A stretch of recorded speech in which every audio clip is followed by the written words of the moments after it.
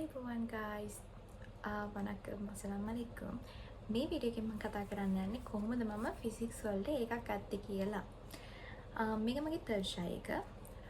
මේකෙදි මම A2යි B එකක් ගත්තා. A2 තියෙන්නේ ෆිසික්ස් කෙමිස්ට්‍රි, B එකේ තියෙන්නේ බයොලොජි.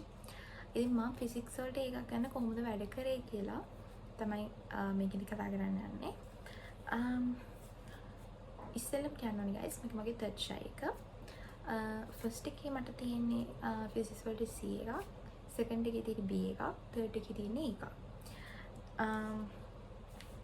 එතකොට මම මේ ෂයි තුනක් කරලා ගත්ත එක්ස්පීරියන්ස්, අත්දැකීම්, අලුත් ටෙක්නික්ස් මේ හැමදේම ඔයාලත් එක්ක මේ වීඩියෝ එකෙන් ෂෙයා කරගන්න තමයි යන්නේ.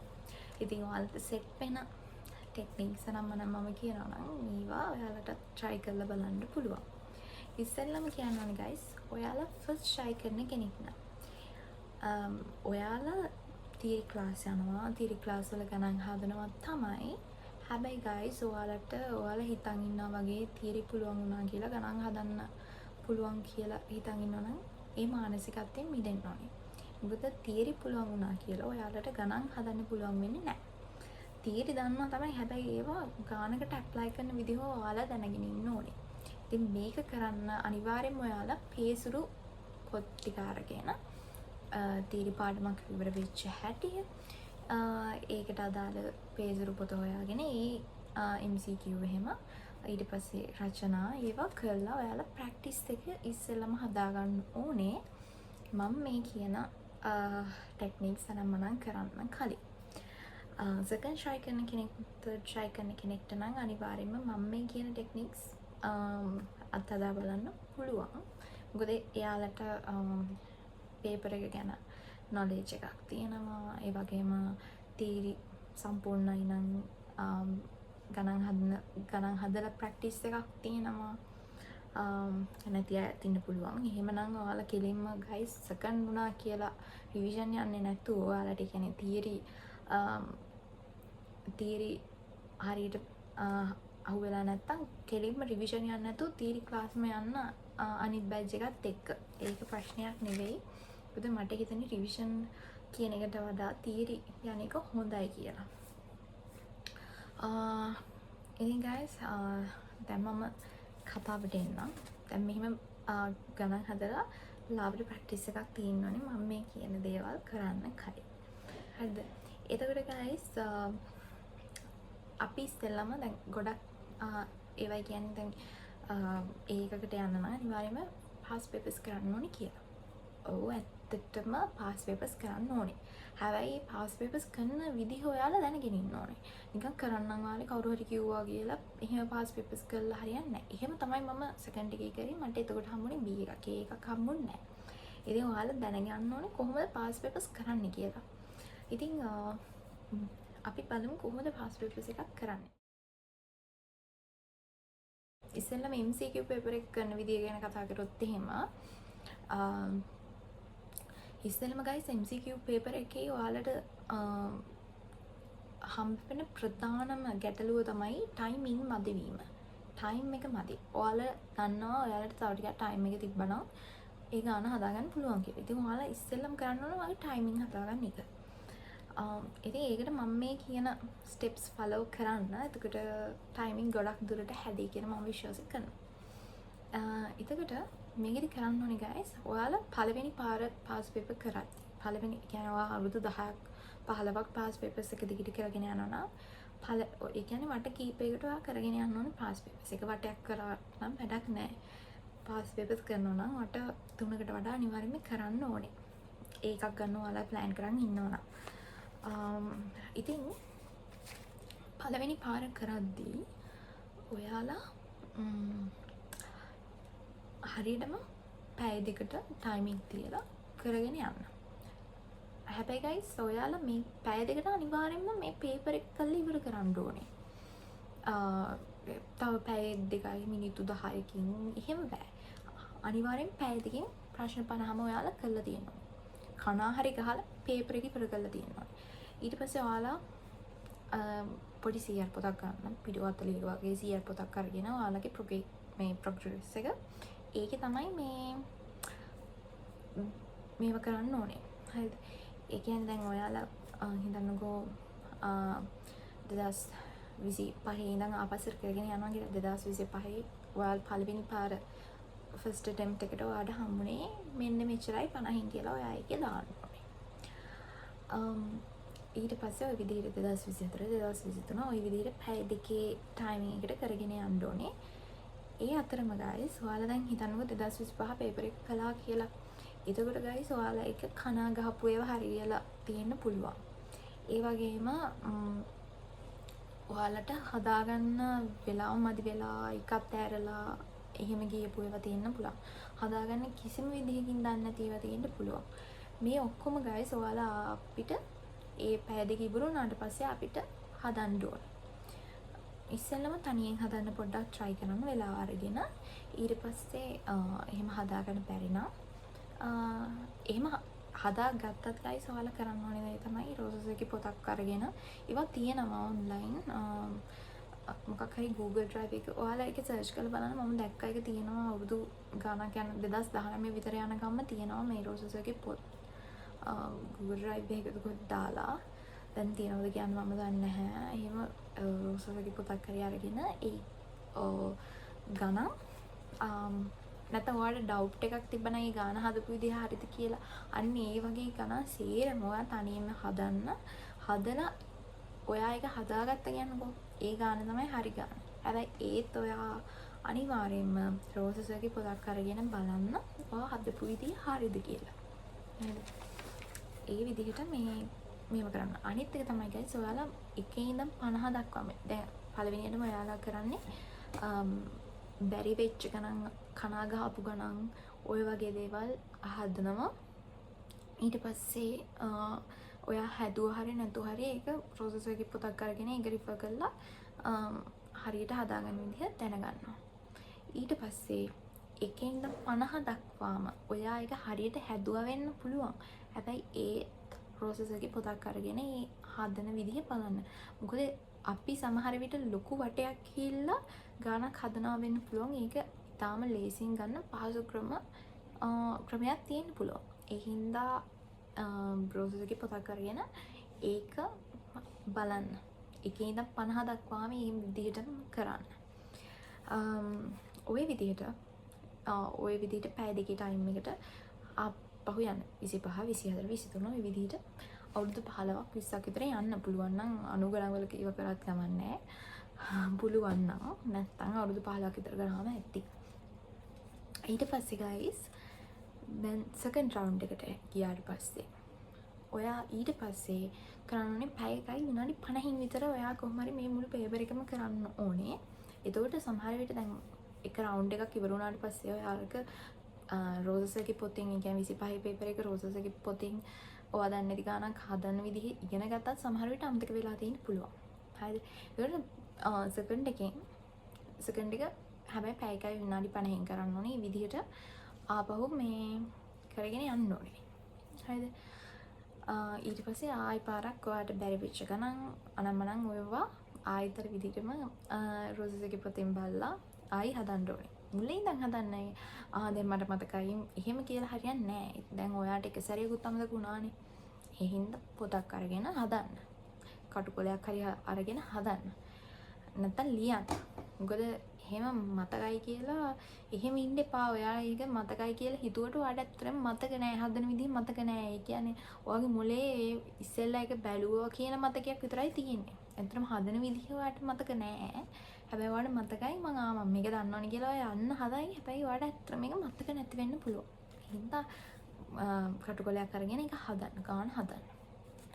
ඔය විදිහට ඊට පස්සේ යන්න ඕනේ පැය එකයි මිනිත්තු 50 වගේ කාලයක් අරගෙන ඊට පස්සේ ආයි 25 24 ඔය විදිහට යන්න ඕන. ඊට පස්සේ මට අමතකුණා කියන්න ඒ ගන්න ස්කෝරුත් අර මං කිව්ව CR පොතේ සලකුණු කරගෙන ඉන්න. ඊට පස්සේ third round එකට යද්දී පැය එකයි මිනිත්තු 40කින් වගේ කරන්න යන්න. ඊට පස්සේ fourth round එකට ගියාදී පැය එකමාරෙන් කරන්න යන්න. පැය එකමාරෙන් කරන එක ඇත්ටි. يعني සමහර ඔය මම අහලා තියෙන මේ අකලා අයලා ඉන්න එයාලා ඔය කොළඹ යුනිවර්සිටි කියපු අය හැම මේ පැයෙන් මුළු පේපර් එකම කරන්න එහෙම කරන්න try කරපු අයත් ඉන්නවා. ඔයාලට පුළුවන් නම් මේ විදිහට අඩු කරගෙන පැයෙන් සම්පූර්ණ පේපර් එකක් කරන විදිහට ටයිමින් හදාගන්න. ඒක ගොඩක් වාසි. ඇත්තටම මේ A level පේපර් එකට ෆේස් කරද්දි. ඔය විදිහට එතකොට කරගෙන යන්න. ඒක තමයි එතකොට MCQ කරගන්න එක. අනිත් එක තමයි guys අනිවාර්යෙන්ම ඔයාලා පේපර් ක්ලාස් එකකට යන්න. රිවිෂන් ක්ලාස් ගැන guys මම ලොකුට විශ්වාස කරන්නේ නැති වුණා. පේපර් ක්ලාස් නම් අනිවාර්යෙන්ම යන්න ඕනේ. කියන්නේ තර්ඩ් ෂයි කරද්දී ඔයා රිවිෂන් යන එක නම් වැඩක්ම නැහැ. මම නම් ගියේ නැහැ. පේපර් ක්ලාස් අනිවාර්යෙන්ම යන්න ඕනේ. මොකද ඔයා දැනගන්න ඕනේ පේපර් එක කරන විදිය. දැන් ඔයා පාස් පේපර්ස් කරද්දී ඔයා කරපු පේපර් එකම මේ කර ටයිමින් හදා ගන්නවා. ඔයා ටෙක්නික්ස් හදන හැටි මතක තියාගන්න ප්‍රැක්ටිස් එක ගන්නවා. ඒක ඇත්ත. හැබැයි ඔයා දැනගන්න ඕනේ අලුත් ගානකට ඒ ප්‍රැක්ටිස් එක ගත්ත එක්ස්පීරියන්ස් එක ඇප්ලයි කරන්න. ඒක කරන්න පුළුවන් පේපර් ක්ලාස් එකකට ගියොත් විතරයි. එහෙනම් guys අනිවාර්යෙන්ම පේපර් ක්ලාස් එකට යන්න. තුනටම එක ගානේ පේපර් ක්ලාස් 3කට යන්න. හරි. ඊට පස්සේ අපි යමු essays අනම්මනම් ඒකට. දැන් guys සාමාන්‍යයෙන් අපි සෙකන්ඩ් එකක් කරද්දී තර්ඩ් එකක් කරද්දී නැත්නම් ෆස්ට් එක කරද්දී ගොඩක් වෙලාවට essay paper එක අතාරිනවා වගේ එකක් කරනවා. අර MCQ වල වෙලාවම අද වෙන හින්දා MCQ වලටම අපි අවධානය දීගෙන ඉන්නවනේ. MCQ වලට අවධානය දෙන්න ඕනේ. ඒ වගේම guys essay එකටත් අවධානය දෙන්න ඕනේ. දැන් paper එකේ ව්‍යුහගත රචනා වලට ලකුණු 20ක් දෙනවා. ඒකෙන් ඔයාලට අඩුම තරමේ 18ක් විතරවත් ස්කෝර් කරගන්න පුළුවන්. ඒ නිසා guys අනිවාර්යයෙන්ම ව්‍යුහගත රචනා වලට අදාළ ප්‍රැක්ටිකල්ස් ඔක්කොගේම සටහන් නෝට්ස් ඔයා එකතු කරගෙන ඉන්න. ඒ කියන්නේ ඊපයි ලොකුවට ගණන් හදන්න දෙයක් නැහැනේ. ඒකේ තියෙන්නේ කෙලින්ම පාඩම් කරන එකක්. එතකොට ඔයා මේ නෝට්ස් එහෙම තියාගෙන ඉද්දි කියන්නේ දැන් සාමාන්‍ය ෆිසික්ස් පේපර් එකට කලින් සෙකන්ඩ් එකට එහෙම කලින් ඔයාලට දවස් දෙකක් හම්බෙනවනේ. ඉතින් මේකෙදි කියන්නේ පැය 6ක් විතර ගත්තට පස්සේ මුළු ප්‍රැක්ටිකල්ස් ටිකම කරන්න පුළුවන්. ඒක ඇත්ත. හැබැයි ඔයා කරන්න පුළුවන් කියන්නේ ඔයාලට පාඩම් කරගන්න පුළුවන් බව ඇත්ත. හැබැයි දැන් ඔක්කොම ප්‍රැක්ටිකල්ස් ටික එක සැරේ ඔලුවට දාගත්තේ අමතක වෙන්න තියෙන ඊට කඩ වැඩි. හරිද? ඒ කියන්නේ දෙවග තියෙනවා හැබැයි මතක නැහැ. හරි ඒ වගේ සීන් එකට එන්න පුළුවන් හින්දා ඔයාලා අනිවාර්යයෙන්ම ව්‍යුහගත රචනාවලටත් ලොකු අවධානයක් දෙන්න ඕනේ. ව්‍යුහගත රචනා ලියන්න දෙතුන් සැරේ ලියන්න. ඒ කියන්නේ නිකන් හිතන්න නැතුව ලියන්න. හරිද? මොකද ලියනවා කියන්නේ තව ටිකක් ඔයාගේ මොළේට දේවල් කාවදිනවා. ඒ හින්දා ව්‍යුහගත ඒවත් ලියන්න දෙතුන් සැරයක්. කියන්නේ ගොඩක් වෙලාවට guys ඔයාලා එක්ක MCQ හදද්දී උනත් පැන්සලෙන් හදන්න. මොකද එතකොට මකලා මේව කරන්න පුළුවන්. මේක උනම් පැන්සලෙන් ලියන්න පුළුවන් නම් එහෙම ලියන්න. එහෙම නැත්නම් කටුකොලයක් අරගෙන ඒකේ ඔය ප්‍රශ්න වලට අදාළ අංක දාලා උත්තර ටික ලියාගෙන එහෙම යන්න. ව්‍යුහගත රචනාවලට අනිවාර්යයෙන්ම ලොකු අවධානයක් දෙන්න ඕනේ. මොකද දැන් ලකුණු 20ක්. ඒ ලකුණු 20 ගන්න හරිම ලේසි ෆිසික්ස් පේපර් එකේ. දැන් ඔයාලා හිතන්නකෝ S එකක් ගන්න මේ 10 දැන් 20න් 18ක් ස්කෝර් කරගත්තොත් අරකින් ලකුණු 15ක් ගත්තොත් එහෙම එතනින්ම එතකොට 35ක් හැදෙනවා. හරිද? ඒ හින්දා guys මේ ව්‍යුහගත රචනාවටත් ලොකු අවධානයක් ඔයාලා දෙන්නම ඕනේ. දැන් රචනා පේපර් එක ගත්තට පස්සේ ඔයාලා guys දැන් ෆස්ට් ෂයි එකේ වගේ කරන ළමෙක් නම් මේ රචනා පේපර් එක ගත්තට පස්සේ ඔයාලට ඒක ගන්න පුළුවන්. ඔයාලගේ පාඩම් කරන්නත් ඒක යොදා ගන්න පුළුවන්. හරිද? කියන්නේ දැන් ව්‍යුහගත රචනා පේපර් එකට ගියාට පස්සේ ඔගේ ආන්ද්‍ර විද්‍යාවෙන් වෙනම කොටසක් එනවා. ඒ කොටසට ඒ කියන්නේ දැන් එක්කෝ ඒක කාර්ය ශක්තිය ක්ෂමතාවේ ඒකට අදාළව ඔය ගාන හදන්න පුළුවන්. එහෙම නැත්නම් ඝර්ෂණීය ඔය වගේ දේවල් අදාළව ඒ ගාන හදලා දෙන්න පුළුවන්. එතකොට guys රචනා ප්‍රශ්නය ඔයාට මේ පාඩම ඉගෙන ගන්නවත් එක්කම හදාගෙන යන්න පුළුවන්. හරිද? ඒ රචනා ගාන පළවෙනි පාර හදද්දී ටයිමින් වලට හදන්න ඕනේ නැහැ. පළවෙනි පාර ඔයා හදද්දි ඒක පාඩම මතක තියාගන්නත් එක්ක හදන්න. හරිද? මොකද දැන් ඔය ආලෝකයේම කටපාඩම් කරනවට වඩා ගොඩක් වටිනවා. ඒ කියන්නේ ගානක් හදන ගමන් ඒකේ කන්සෙප්ට්ස් එහෙම මතක තියාගන්න එක. මම නම් ගොඩක් ආලෝකය, තාපය, යාන්ත්‍රික විද්‍යාව පවා මම ගොඩක් වෙලාවට රචනා පේපර් එක රචනා ගානක් අල්ලගෙන ඒකත් එක්කම හදාගෙන ගියා. මොකද එතකොට හොඳට මතක හිටිනවා. මොකද ඔයා ගානක් හදන ගමන් මේ ඔළුවට දාගන්නේ මේ ඔක්කොම කන්සෙප්ට්ස් ටික. ඒකෙන් හින්දා පළවෙනි පාර රචනා පේපර් එක කරද්දී ඒ විදිහට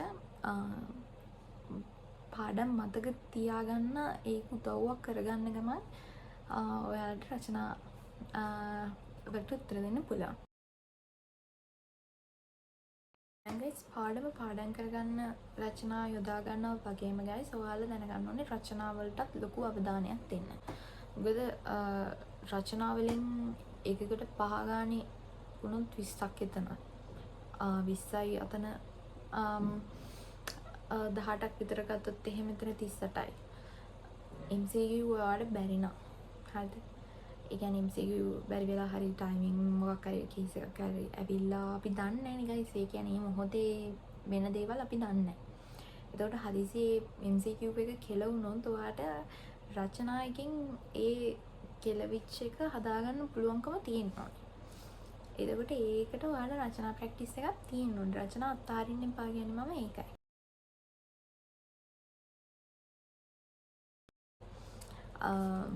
එතකොට රචනා නිතරම කරන්න. හැබැයි ඔයා හැම වෙලේම පළවෙනි දෙක කළා අත්හරින්න කෙනෙක් නම් ඔයාලා මෙන්න මේ විදිහට කරන්න.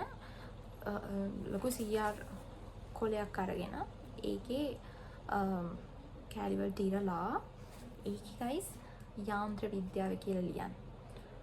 ඒ කියන්නේ මම කියන්නේ චිට් හදාගන්න ඔක්කොම පාඩම් වලට අදාළව ධ්වනිය, යාන්ත්‍ර විද්‍යාව මොනවාද තව තියෙන්නේ? ආලෝකය, තාපය, ඔය වගේ මැග්නටික්ස්, ධාරා විද්‍යුතය, ඔය වගේ ඒවට අදාළව චිට් හදාගෙන ඕක මොකක් හරි කෝප් එකට දාලා හොලවලා එකක් ගන්න. ඒ එන චිට් එකට අදාළ වෙන්නේ හිතන්නකෝ ධාරා විද්‍යුතය කියලා. ඔයා හදන්න ඕනේ එතකොට ධාරා විද්‍යුතය රචනා ගන්න. ඒ ගාන ඔයා තනියෙන් හදන්න try කළා. ඊට පස්සේ ඔයාට හදන්න බැරි නම් එක්කෝ කෙනෙක්ගේ වීඩියෝ එකක් YouTube එකෙන් බලලා හරි කොහොම හරි ඊට පස්සේ ඒ ගාන හදන්න ටෙක්නික් එක ඔයා දැනගන්න ඕනේ. අන්න ඒ විදිහට තමයි. ඒ කියන්නේ දවසට ඒ විදිහට වෙන පාඩම, ඒ කියන්නේ ඔයා නිතරම හදන පාඩම් වලින් බැහැරව ඔයාට හදන්න පුළුවන් වෙනවා එතකොට. හරිද? ඒක හොඳ ක්‍රමයක්. ඒක ඔයාට ඕන විදිහට යූස් කරගන්න. ඒ කියන්නේ දැන් හිතන්නකෝ ඔයා බයෝ පාඩම් කර කර ඉන්නවා. නැත්නම් කම්බයින් මැත්ස් කර කර ඉන්නවා. මම කම්බයින් මැත්ස් ගැන දන්නේ නැහැ. හිතන්නකෝ බයෝ පාඩම් කර කර ඉන්නවා කියලා. බයෝ පාඩම් කර කර ඉන්න අතරේ ඔයාලට පොඩි කම්මැලිකමක් එනවා. අර කෝප්පෙන් ඔයා චිට් එකක් ගන්න. චිට් එක අරගෙන මැග්නටික්ස් ආවා කියලා. ඔන්න මැග්නටික්ස් වල අට රචනා ප්‍රශ්නයක් හදන්න පුළුවන් ඒ කම්මැලි හිටිච්ච වෙලාවෙ. එතකොට ඔයාගේ අවධානය ආපහු අර වැදගත් දෙයකට ફોකස් වෙනවා. දැන් නැත්නම් බයෝ පාඩම් කර කර ඉඳි ඔයාට කම්මැලිකමක් ආවොත් එහෙම ඔයාගේ ෆෝන් එක ගත්තොත් එහෙම වෙන්නේ කාලෙම ඉන්නක්. ඒතකොට ඔයාගේ නැති වෙන්න යන ફોකස් එක ආයි වැදගත් දෙයකට යොදවන්න පුළුවන් මේ විදිහට පොඩි යන නිකන් ඒ පොඩි ගේම් එකකුත් වගේ ඒ විදිහට කළොත්.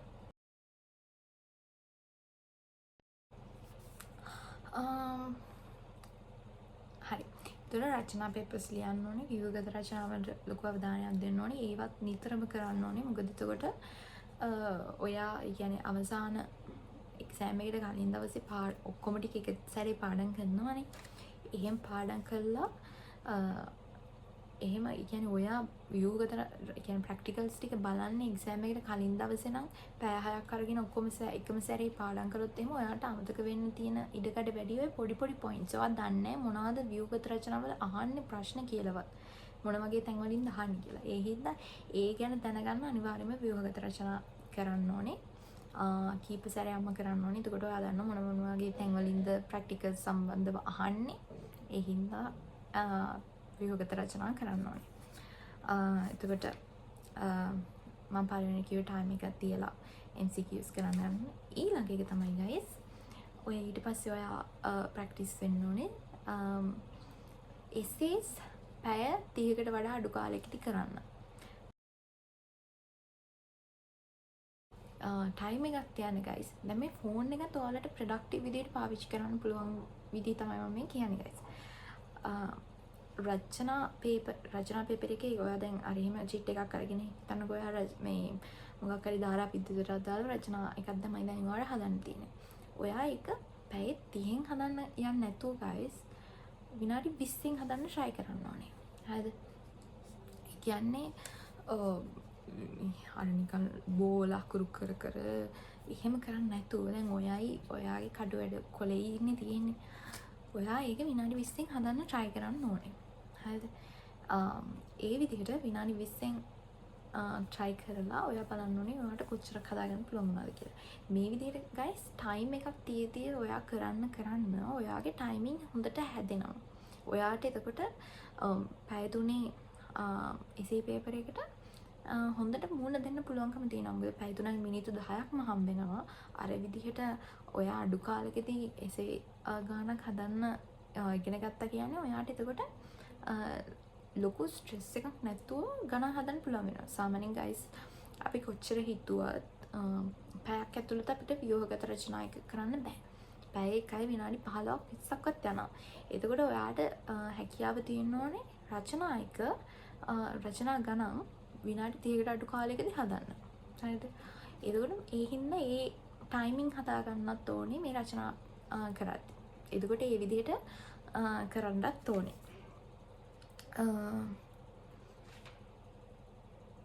ඉතින් ඒ විදිහට තමයි guys ෆිසික්ස් ඒවා කරන්න ඕනේ. ඒකේ කියන්නේ ගොඩක් වෙලාවට ඔයා දැනගන්න ඕනේ පාස් පේපර් එකක් කරද්දී ඒක ඔයාගේ වාසියට හරවගෙන කරන්න. නිකන් කරන්නම් වාලේ පාස් පේපර්ස් කරලා වැඩක් නැහැ. ඔය හැමෝම කියන නිසා මම පාස් පේපර්ස් කරනවා කියලා හරියන්නේ නැහැ. ඔයා පාස් පේපර්ස් එකක් කරද්දී දැනගන්න ඕනේ තමයි ඔයාට වැරදෙන තැන අඳුර ගන්න ඉගෙන ගන්න ඕනේ. ටයිමින් වලට කරන්න ඉගෙන ගන්න ඕනේ. මොන වගේ තැන් වලින් අහයිද කියන එක ගැන ඔයාට පොඩි අවබෝධයක් ගන්න විදිහට පාස් පේපර් එක කරන්න දැනගන්න ඕනේ.